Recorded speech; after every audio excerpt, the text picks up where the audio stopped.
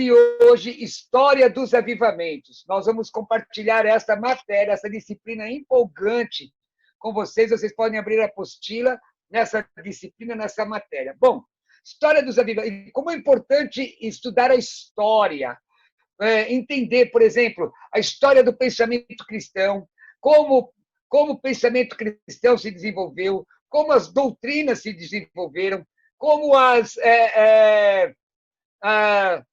os embates teológicos aconteceram nos primeiros séculos, na época da patrística, etc., etc. E também estudar a história da igreja, não é?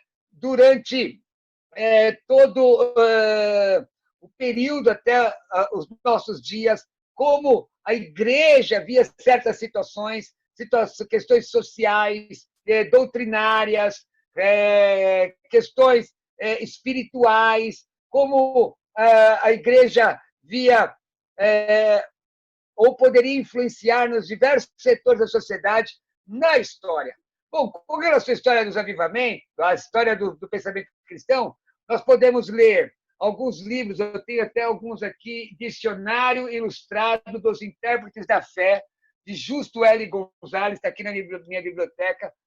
Nós temos ali História das Doutrinas, de Luiz Berkoff, da editora PES, Publicações Evangélicas Selecionadas. Nós temos História do Pensamento Cristão, editado pela CPAD. Nós temos História da Teologia, da editora Concórdia, se não me falha a memória, muitos livros falando sobre história do pensamento cristão. Nós temos muitos livros bons também com relação à história da igreja. O Justo L. Gonzalez lançou os 10 volumes de história da igreja, História Ilustrada da Igreja, em 10 volumes. Nós temos muito material com relação a esses aspectos históricos que são efetivamente importantes. Mas nós vamos estudar algo que, para nós, é fantástico. Nós vamos estudar a história dos avivamentos. Então, nós temos que definir o que é avivamento. Não é? Já foi citado aqui o livro Fogo do Reavivamento. Esse livro, da editora Candeia, é impressionante, é maravilhoso.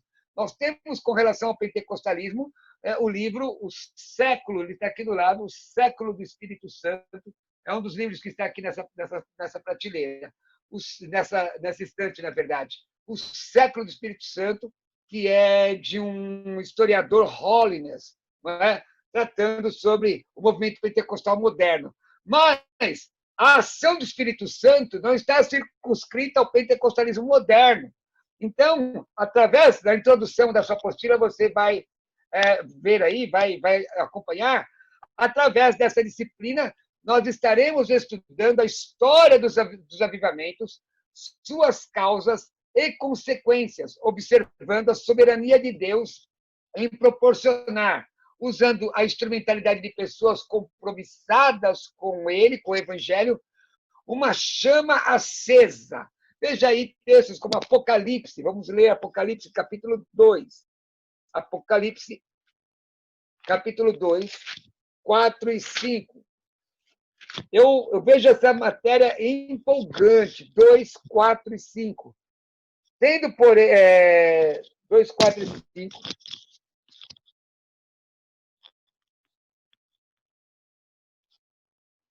Tendo, porém, contra ti que abandonaste o teu primeiro amor, lembra-te, pois, de onde caíste, e arrepende-te e volta à prática das primeiras obras. Se não, venha a ti e moverei do seu lugar o teu candeeiro, caso não te arrependas. Está falando da igreja de Éfeso. Veja, a igreja de Éfeso era uma igreja que tinha doutrina, doutrinariamente correta, uma igreja que era trabalhadora. Veja, o versículo 2 mostra que o Senhor conhecia as obras, o labor, a perseverança, que era uma igreja que não suportava homens maus, porém havia deixado o primeiro amor. Então, era necessário um reavivamento. Era necessário que eles se arrependessem, era necessário que eles voltassem a Deus. Isso nos mostra que, muitas vezes, você ser doutrinariamente correto não quer dizer que você seja uma pessoa cheia do Espírito Santo, salvo, porque há pessoas que elas fundamentam a sua religião, a sua religiosidade na prática estéril do cumprimento de determinadas regras, normas, preceitos, não é? Enquanto uns vivem anomia, quer dizer, sem lei, ao anomós, né? Fora da lei, sem lei, outros vivem a lei simplesmente pela lei. Ou como Merval Rosa fala no livro Psicologia da Religião, se referindo a Jesus, dizendo que Jesus era supralegalista. Ele cumpria a lei pelo resultado que a lei dava, mas não por conta da esterilidade da letra. Não é? Então, nós observamos que é possível, como acontece com a igreja de Éfeso, citada no livro de Apocalipse, que, embora seja doutrinariamente correta, haja esterilidade espiritual. Por quê? Porque o amor ele constrange o cristão a manifestar a graça de Cristo na terra. Bom, em tempos de crise espiritual, nós vemos aqui que o Senhor ele sempre levanta alguém, não é? Em tempos de crise espiritual, pois a busca de um transcendente, quer dizer, a busca da religiosidade é inerente a todo ser humano, conforme ensina a psicologia da religião. E aí nós vamos para o Salmo 42. Salmo 42, abra comigo. Salmo 42, verso, no caso aqui, verso 2. Salmo 42, verso 2, que diz: a minha alma tem sede de Deus, do Deus vivo. Quando irei e me apresentarei, ou me verei perante a face de Deus? Vamos do verso 1 aqui.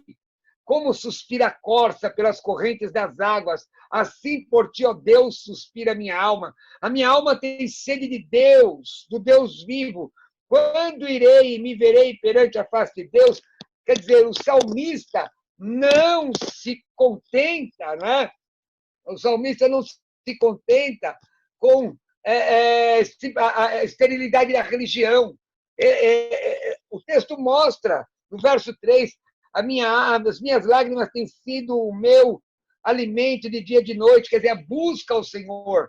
E aí, o profeta Isaías diz: buscai ao Senhor enquanto se pode achar, invocai enquanto está perto. O profeta maior, o profeta Jeremias, que tem os profetas maiores, diz que quando você busca de todo o coração, você vai encontrar. Jesus ainda ensina isso: pedir, dar-se-vos-á, quer dizer, buscar, como se a sua vida dependesse disso. Então, não é a esterilidade do rito religioso ou a esterilidade da liturgia religiosa. É importante entender que Deus, para Deus, o tempo sempre é o presente, Deus sempre é o presente do indicativo ativo.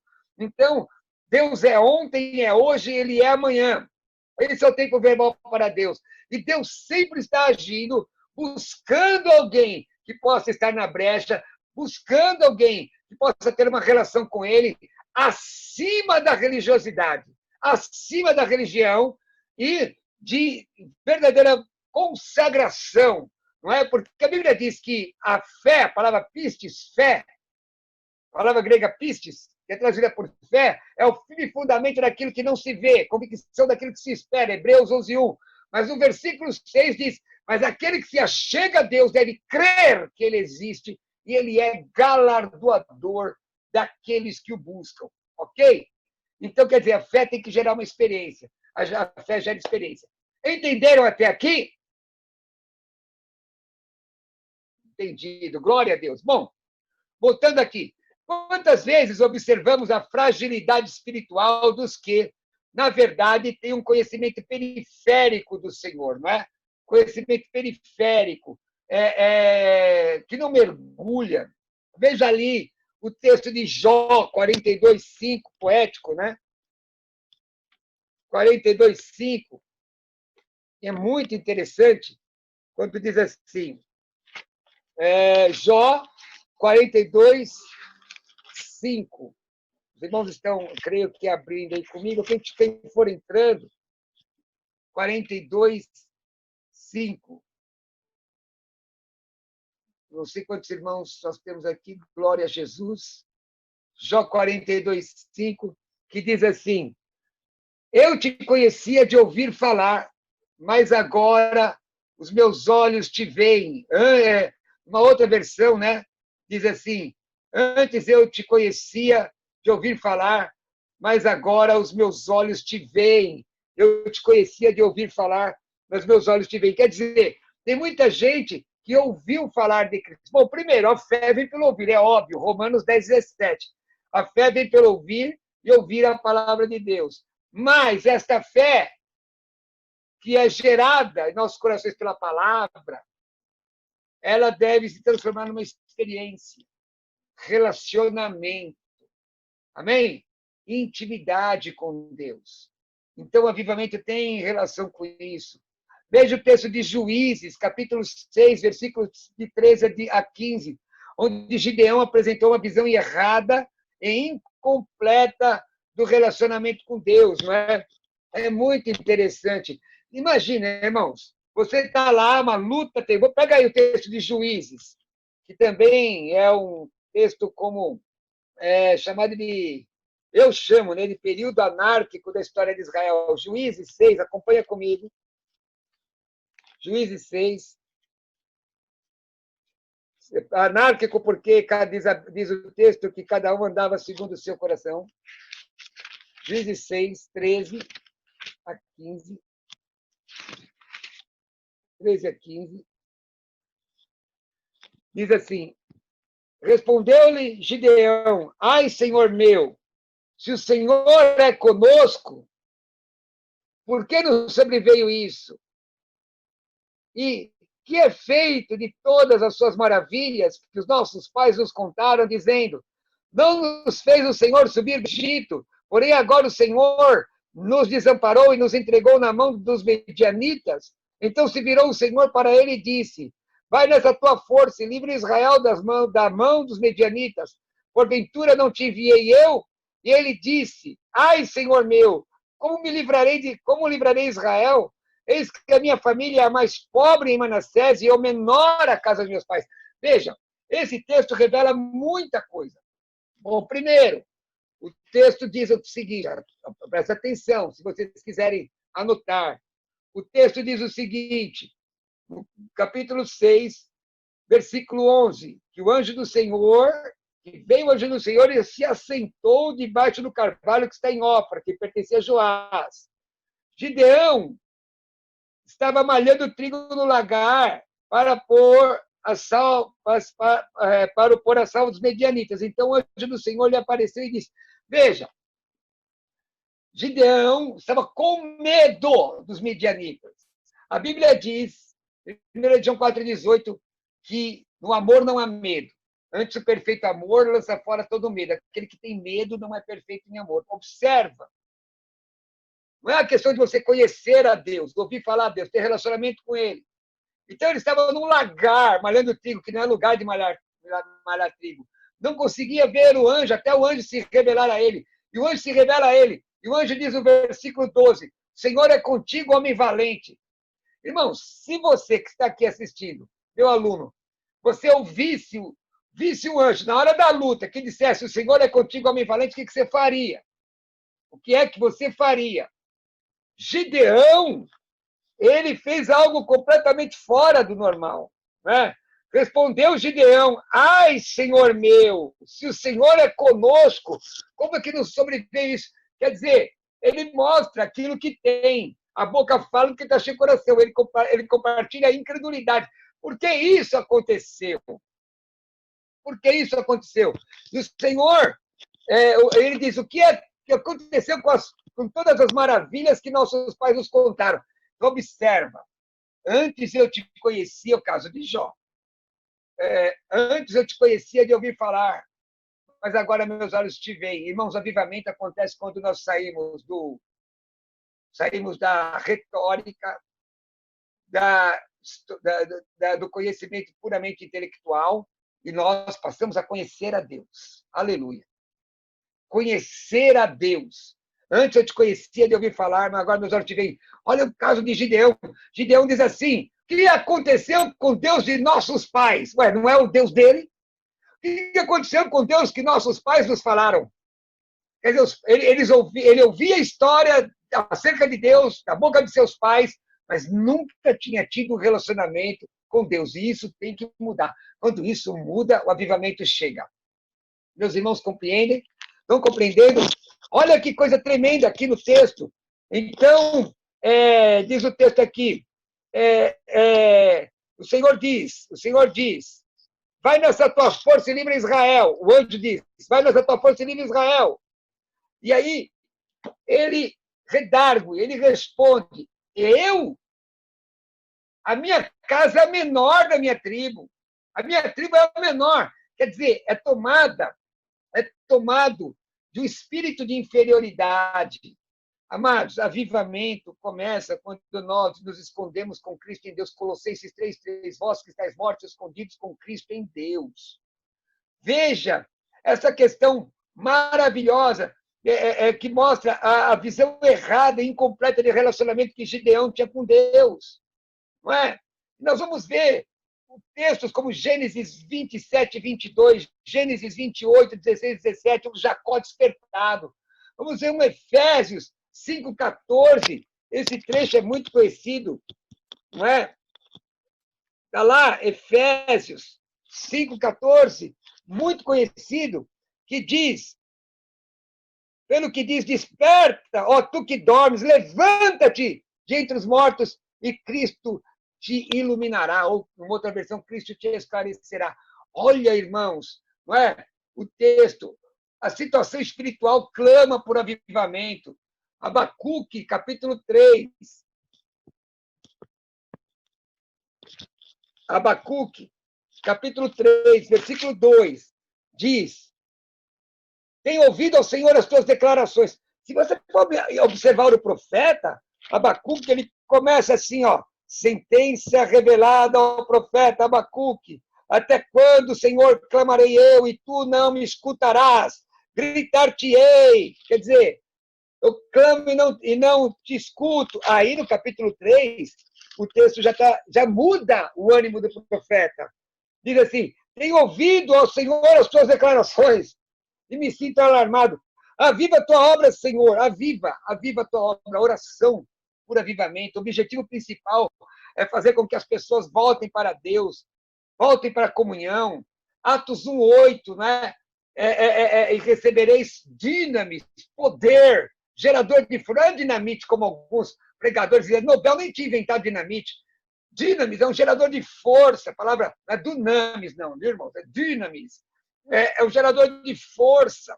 Um gerador de força que leva a pessoa a ser testemunha, mártir, Jerusalém, Judéia, até os confins da terra. Não é? Disposição apaixonada, nós temos que observar a disposição apaixonada do Senhor Deus para salvar. A Bíblia diz, Roteos regatos em cosmo, Evangelion Cataiotes, quer dizer, João 3,16, Roteos regatos em cosmo, Deus amou o mundo. Que maneira é essa? Maneira apaixonada. Tem gente que fala, paixão é carnalidade. Não, é intensa, intensidade. Um avivamento sempre começa no íntimo de uma pessoa, mas também sempre alcança outras pessoas. Veja João 15, 1-4. Veja João 7:38. Vamos ver o Evangelho de João. Abra aí. Evangelho de João. Vai comigo, pessoal. Evangelho de João 15, de 1-4. Eu sou a videira verdadeira e meu pai é o agricultor. E todo ramo que, estando em mim, não der frutos, ele a corta. E todo que dá fruto, limpa, para que produza mais fruto ainda. Vós já estáis limpos pela palavra que vos tenho falado. Permanecei em mim, eu permanecerei em vós. Como não pode o ramo produzir fruto de si mesmo, e se não permanecer na videira, assim nem vós o podeis dar, se não permaneceres em mim. Então, o meu ministério é do Senhor. O fulano é a última bolacha do pacote, está quebrada, esfarelada. Pode crer. O outro é a última Coca-Cola do deserto. Se é a última Coca-Cola do deserto, pode acreditar. Se é a última Coca-Cola do deserto, se abrir, vai dar problema, vai fazer mal a quem beber. Pode acreditar. Sem Cristo, nada podemos fazer. Nós temos que estar ligados na videira. E aí, Evangelho de João 7, 38 e 39, diz a Bíblia Sagrada. Quem crê em mim, como diz a Escritura, do seu interior, fluirão rios de água viva. Isso ele disse com respeito ao Espírito que haviam de receber os que nele crescem, pois o Espírito até aquele momento não fora dado, porque Jesus não havia sido ainda glorificado. Isso, quem crê no Senhor, como diz as Escrituras. Então, irmãos, portanto, nós vamos estudar a história dos avivamentos, a obra do Espírito de Deus avivando pessoas e nações, tanto na narrativa bíblica como na história da humanidade. Vamos falar agora sobre definições de avivamento. O que é avivamento? Muito se fala de avivamento. Nós vemos aí congresso de avivamento, expoentes do avivamento. Mas o que é avivamento? Será que avivamento é a ostentação de um pregador ou outro? Avivamento é você usar uma roupa esdrúxula, né, esquisita? Por exemplo, existem pregadores que são interessantes. Eles, quanto mais enfeitados, ele acha que tem mais poder. Colarinho camisa de cetim vermelho, colarinho de cetim preto, parecendo uma entidade do espiritismo, com sapato de 4 cores, só falta uma garrafa de marafa na mão, não é? E será que isso é avivamento? Eu costumo dizer aos meus alunos e às pregações que quanto maior é o pavão, menor é a unção. Avivamento não é ir a uma rua específica de crentes e comprar um kit crente, espalhafatoso, tem que ter um coração de crente, de gente comprometida. Salmo 51, 17 diz a Bíblia que é um coração quebrado e contrito, Deus não despreza. Um coração quebrado e contrito, Deus não despreza. Então, o que é avivamento? O que é avivamento? Vamos observar. Orlando Boyer, ele diz, avivar é tornar mais vivo, excitar, despertar, animar, estimular. Está lá na Pequena Enciclopédia Bíblica, Leitura Vida, página 88. Cláudio Honor Corrêa de Andrade, no Dicionário Teológico da CPAD, página 214, ele diz, reavivamento, ato ou efeito de conceder vida. É a volta aos princípios que fizeram da igreja primitiva a agência por excelência do reino de Deus. O reavivamento é o retorno à palavra de Deus como a única regra de fé e conduta. É o cumprimento da grande comissão e o reatamento da comunhão com Cristo. Observa que isso não é a prática estéril de doutrina, de liturgia, não. Mas viver a palavra. Tiago 22, ser depois praticante da palavra e não somente ouvintes, enganando-vos a vós mesmos. Né? Ser cumpridores da palavra da versão atualizada. O Conciso Dicionário de Teologia Cristã, do M.J. Erickson, da JUERP, página 140, coloca: reavivamento é movimento de tendências em várias épocas da história, referentes ao surgimento ou à renovação do interesse pelas coisas espirituais. Ainda, o Dicionário de Teologia de Baker, a tradução do inglês, F. Carlton Butch, faz a seguinte colocação: reavivamento, evangelização são boas novas. Reavivamento é a nova vida. Evangelização são boas novas. Reavivamento é nova vida. Evangelismo é o homem trabalhando para Deus. Reavivamento é Deus trabalhando em um caminho soberano em favor dos homens. Reavivamento sempre envolve a pregação do julgamento divino, confissão de pecados, arrependimento, aceitação gratuita da salvação, a autoridade das Escrituras e alegria e disciplina na vida cristã. O momento de reavivamento não é o último. Os efeitos do reavivamento sempre duram. Olha que definição maravilhosa. Irmãos, que coisa gloriosa, gloriosa. Bom, Walter A. Elvel, editor da Enciclopédia Teológica, Histórico-Teológica da Igreja Cristã, volume 3, página 236, coloca: reavivamento, movimento dentro da tradição cristã que enfatiza o apelo da religião à natureza emotiva e efetiva dos indivíduos, bem como a sua natureza intelectual e racional. Acredita que o cristianismo vigoroso começa com uma resposta da totalidade do ser à chamada do Evangelho para o arrependimento e renascimento espiritual pela fé em Cristo Jesus. Essa experiência resulta em um relacionamento pessoal com Deus. Irmãos, eu quero encerrar essa parte aqui dizendo isso. Avivamento é relacionamento com Deus. É sair da teoria para a prática. É viver a palavra. É deixar fluir de dentro de você a palavra de Deus, o amor às almas e buscar a vida de consagração ao Senhor. Deu para entender? É tornar a ter vida. Deu para entender isso? Sim? Maravilha.